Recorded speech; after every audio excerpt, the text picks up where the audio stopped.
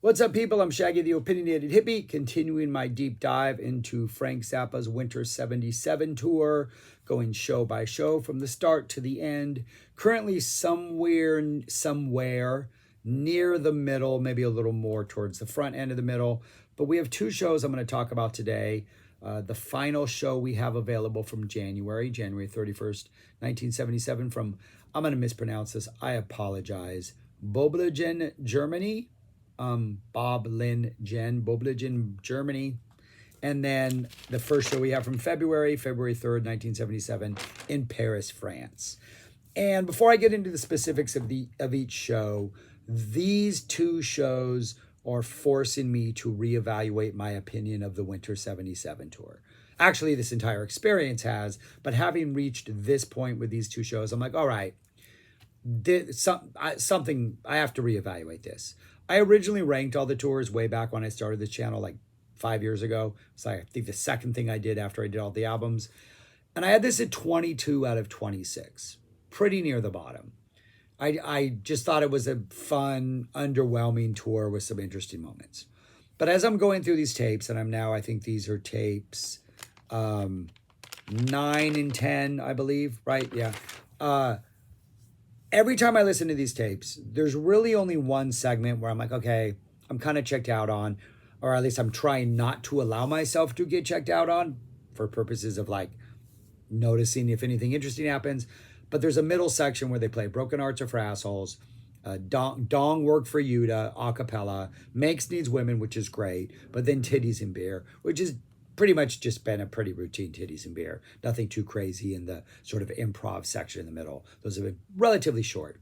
And that fourth section in the middle really just does nothing for me. And in fact, in the most recent show, the Paris show, Broken Hearts just really seemed to it really seemed to be a momentum stopper for the first half of the show. And my opinion of it got a little worse after one listen. But everything else about this show, I genuinely am kind of excited about, even if it is something like a Peaches or a Big Leg Emma or a Trying to Grow a Chin, something that really doesn't change from night to night. And so I enjoy those. But then every night, there are 3 songs which have kind of possibly, not always, epic guitar solos. Torture Never Stops, always the second official song. We get a Purple Lagoon, a Peaches, and then a Torches. Every night, Torture. The Torture solo is always intriguing, always interesting, and I think one of the most interesting ones of them all might be, is on one of these shows. Really good, always. Pound for a Brown on the Bus. Frank just jams. He just goes. He has a good time. Always interesting. Frequently been the highlight of some of these shows. Always looking forward to that.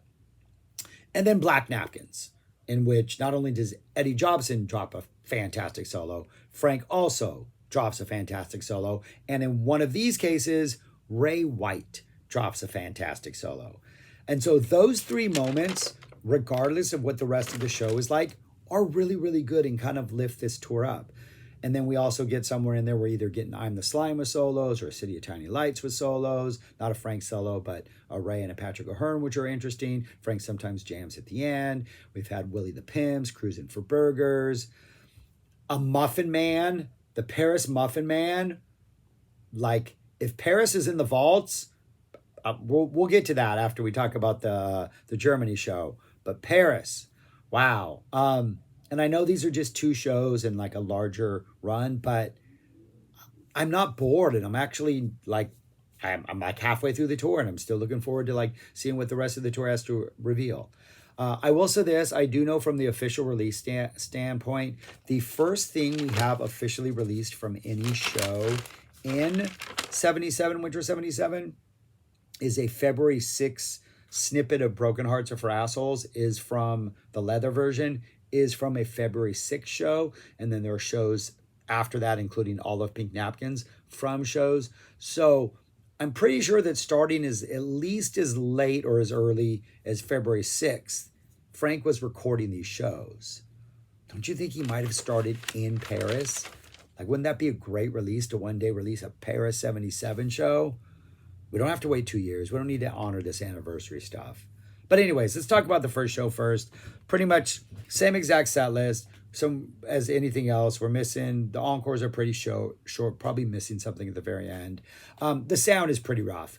It's some rough sound. The solos I think are pretty tolerable, but there's like sound drops and it goes missing, and then we get. I mean, it's kind of not that fun of a show to listen to. However, the three solos are amazing. The torture solo is just high energy from the start. It doesn't feel anything dark about it. It just has this really almost high spirited vibe. It's long, it's patient. Frank seems like he's in a good mood. This is like tickle torture, maybe. You know, this is not like really aggressive, sadistic torture. This is like, hey, woo, I'm gonna tickle you. O'Hearn is absolutely amazing. Like possibly thus far a top 2 torture solo. Just the energy is absolutely fantastic. And this is listening it through, you know, somewhat not good sound. So that's the first highlight. The set list is normal. Purple, Torture, Big Leg Emma, City of Tiny Lights. Nice drawn out ending of City of Tiny Lights. The Pound solo, awesome. The sound is rough. So it kind of, at first you're a little bit like, I think what's going on is pretty cool, but the sound is rough. But after a while, you kind of figure it out. Seems like Frank has a lot of effects going on, but it's busy, it's high spirited, but at the same time, it's focused. We get into a real groove to the solo. Like Frank has found an idea, he's locked into it. It reaches like a true like volcanic peak at the end. Where Frank is really like going towards something, towards a climax, instead of just like fooling around and going, okay, we're done. Might be the best one yet. And it's like 5+ minutes long, might be the best one yet. And this is me saying that with not good sound. So I can only imagine what it sounds like with good sound. We get Terry's drum solo, Jones Crusher, my guitar, nice screaming note to open the solo. Just like, really well played solo. Trying to Grow a Chin, Broken Hearts. There's somebody in the audience, or somebody, it's got to be somebody in the audience, or somebody is too close to the microphone and keeps playing this toy horn that's kind of annoying for a while. We get the straight up little deuce Cooper, little poop shoot. You don't know what you got. Straight up jam at the end of this, vocal jam of the actual song. They've been flirting with it for a while, but this is like a full commitment. Paris Show would have it also. We get a dong work, a Manx, which is always a breath of fresh air in this run, a Titties. It seems it's pretty rough sound, and I think I hear talk of somebody's getting pissed on. I think that's what it is, being pissed on. And then we get Black Napkins. We get a Jobson solo, which is always epic. He brings it really, really, really, really, really, really way down. And then Ray White gets to solo. And Ray White solos, Frank's playing rhythm guitar. It's about 4 minutes. It's long. It's patient. It's super tasty. You can tell he's taking his time. You can tell Frank's like not rushing him. I'm sure Frank's sitting down smoking a cigarette at this point, or he's finishing the cigarette he started when Jobson started soloing. And Ray's like, oh yeah, it's about halfway done. I got another like 2 or 3 minutes to go. Like, it is super tasty. And then Frank comes in and kind of steps in, and he's pretty chill for a while. And then the switch from chill to like not chill is like kind of like just flipping a switch, and we get super aggressive. And he just goes and goes and goes for waves upon waves. And you keep thinking we're gonna like peak, and then we don't. And then we don't. And this also is a very sort of volcanic type eruption to the end of the solo that is just absolutely amazing. Like, and then we get a dynamo hum, and then the tape cuts, probably missing some songs. But the torture solo, probably top 2. Pound, maybe the best. Black Napkins, that's a hard conversation to have with Black Napkins, but it's worthy of being heard. So the solos absolutely deliver. The sound, however, pretty rough. Yeah. So, yeah, as soon as you listen to this, like I wrote, my first thought as soon as I put this on was the hope is the solos will sound decent, and they kind of do.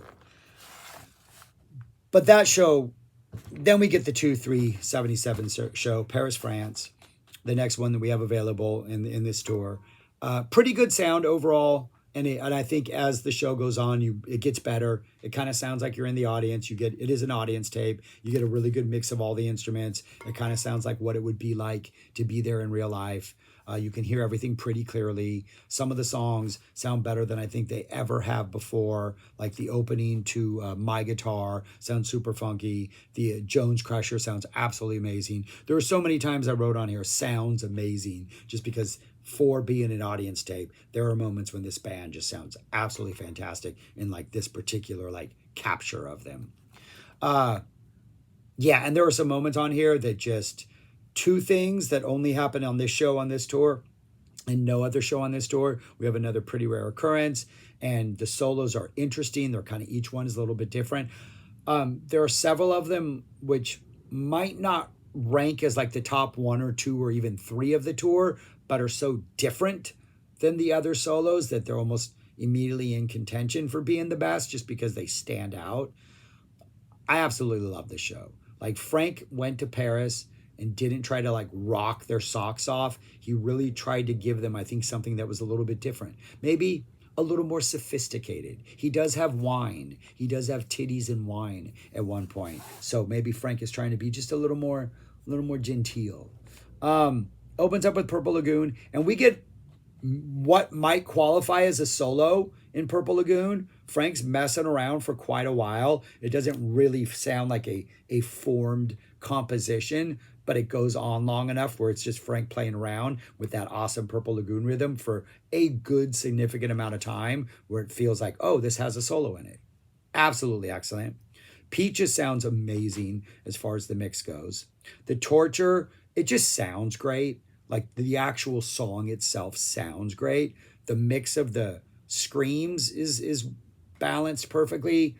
His solo, nice and slow, starts patiently. He has that really direct, kind of clear tone that he uses. With a little bit of weird spaciness, just tinging on the edge, but not too much. And then he gets playful, then he drops in the effects, and it kind of gets weird. It almost feels like if the previous Torture was like the Tickle Torture, because it's so high-spirited, this is almost like a weird existential torture where they're just going to like say really weird things that make you doubt whether or not you even exist type thing. And you're just kind of like trying to entertain those kind of thoughts. Like, you've seen what the end of the universe looks like, and now they want you to like just sit alone with that for like a half hour. Eventually maybe a little 2/3 closer, maybe closer to just over half of it is that sort of metaphysical, weird, clean. Then eventually he digs in, starts to get a little more intense. We definitely fall into more of a groove with the rhythm section locking in. We're starting to get into like this boogie vibe where Frank is just going over like this same like energy over and over again. But then he pulls the plug and it just feels like it ends too early.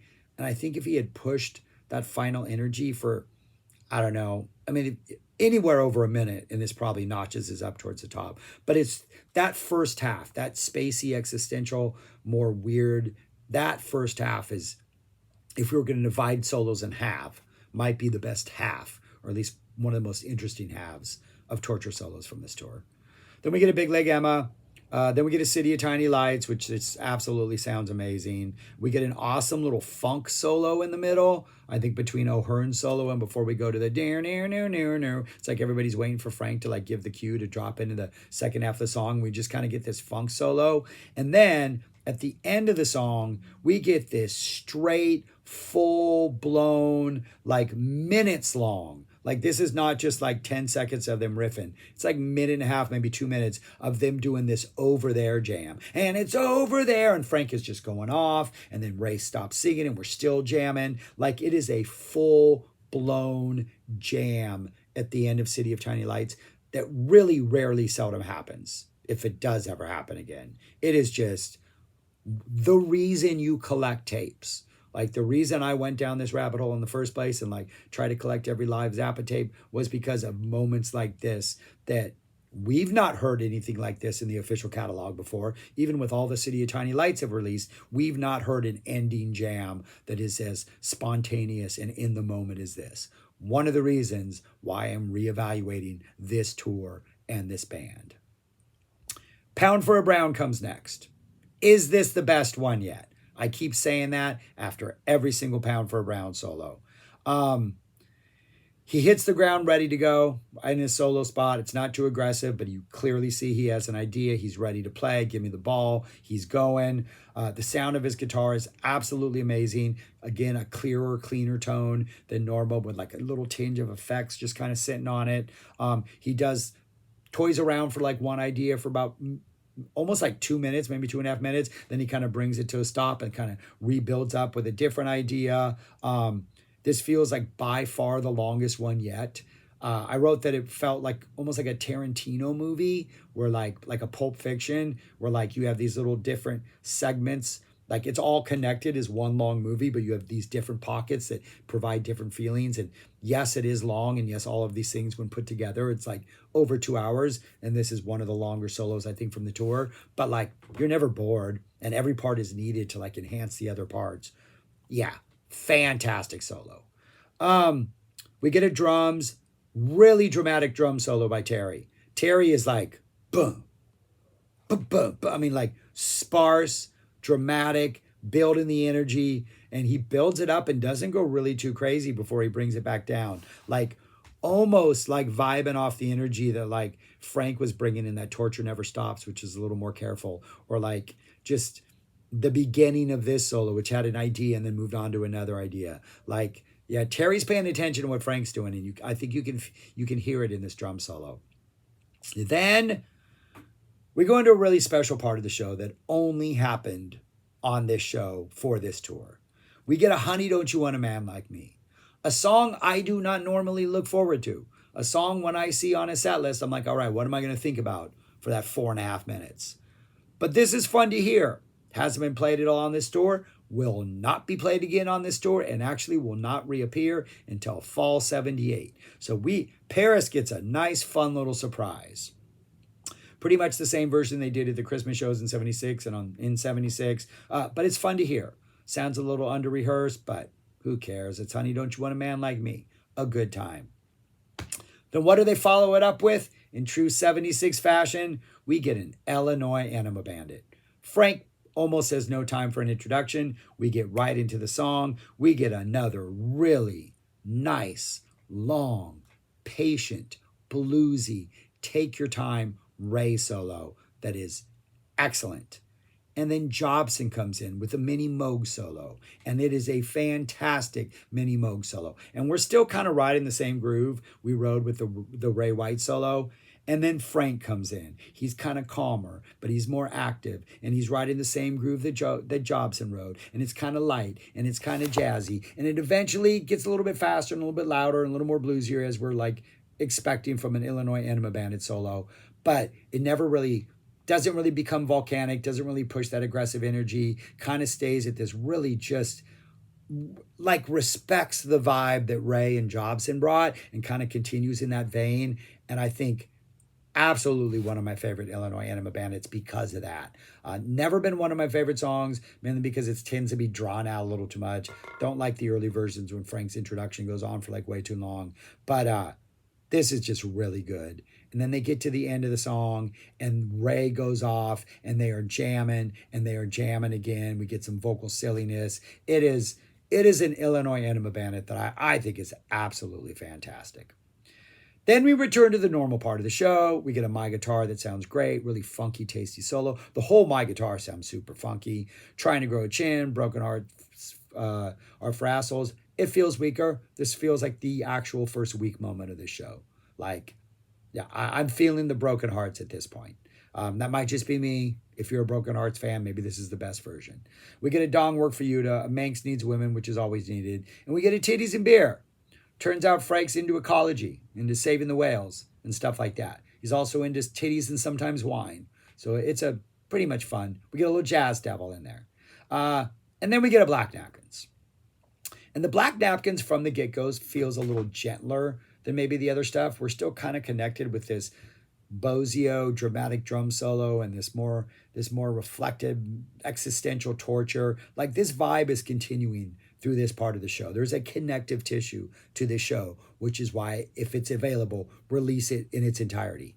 There's a gentleness to like the opening main theme, Jobson takes his violin solo, which is always absolutely fantastic. Bozio, as always, is right there with him doing this, and so is Patrick O'Hearn. But there is also this sort of dramatic vibe to Jobson solo, which is always there, but it seems he's less in a rush to get volcanic than he normally would be. Connects with Bozio's solo. And then we get Frank's solo, which is a straight up, almost Pink Napkins vibe for the entire time. It's mesmerizing. It's beautiful. It's airy. He does pick up the intensity after a while to try to finish strong. We maybe finish a little too early. Don't let Frank do that, but it kind of connects with what he did earlier. I think in the Pound for Brown or somewhere earlier. No, kind of what he did earlier in the Torture Never Stops, where like that first more contemplated, beautiful half really stands out, and the second half seems a little rushed, like almost like I got to do this to end strong. But that first half, the Pink Napkins half, is just absolutely amazing. And then during the middle of this, he's quoting something which sounds like a 70s song, like a contemporary 70s song, but I can't ever like catch the melody. And maybe it's not, maybe it's just a really strong like melody that he's playing, but it seems like he's quoting something if anybody listens to it. It's like right in the beginning, towards the beginning of the Pink Napkins part of Frank's solo. But yeah, fantastic Black Napkins. Then for the encore, we get a Willie the Pimp. Starts off slow, but only for like 2 riffs. Boom, no, no, no, no, no, no, no, no, no, no, no, no, no, no, and then he picks up the speed, like almost like probably 1.5 riffs through. We go into like the 84 tempo with the can't be beat, she can't be beat. I don't think we get the hand claps. If we do, they're not synthesized and they're not picked up by the microphones, thankfully. And Frank's solo, it's a chugging groove. It's like chug rock, man. He's just like chugging away, like playing a lot of chords, like not really going off or soloing, just kind of riding the energy of the song. Kind of short, almost has like a George Thorogood type vibe, just like that kind of thing. Kind of short, could always go on longer, but it's an encore. It's healthy. It's satisfying. We go back into the song, but then at the end of the song, Frank starts soloing again, and he goes off. And he is jamming. And we're talking, this is going on for like 3 or 4 minutes long. Another full-blown ending jam. Ray starts going off, going, I'm a little pimp. I'm a little pimp. Just screaming, I'm a little pimp over and over again. Like this is a legitimate jam. And as this jam starts to wrap up, Frank starts dropping like these chordal riffs, like dun, dun, dun, like he's gonna like drop into like a smoke on the water, just dun, dun, like just doing all this really heavy stuff. And the band's just going and going and going until finally Frank's like, that's enough of that, as he's wont to do when things are cooking really good. And then it kind of ends. Willie the Pimp for the ages. This is the second of 5. There are 6 of them on set list from 77, but one of those is not on the tape of that show, so that may just be a mislabeling. But I think this is the second of the 5, and I think this is the best. At least in my memory, is the other 3 are not as epic as this, mainly because of that ending jam. Then we get a Dynamo Hum with a nice sing-aloud that's Sing Louder Than Chicago, who are playing next door, apparently, which reminds me of Hedwig in The Angry Inch when he opens the door and he's playing in the seafood restaurant next to Tommy Nolsis. Then we get a Camarillo Brillo, and we get a Muffin Man that is the best Muffin Man of the tour by far, I would say. There are weird effects on here. It has this weird like Stinkfoot 88 type thinness, but like heavier, more heft to it.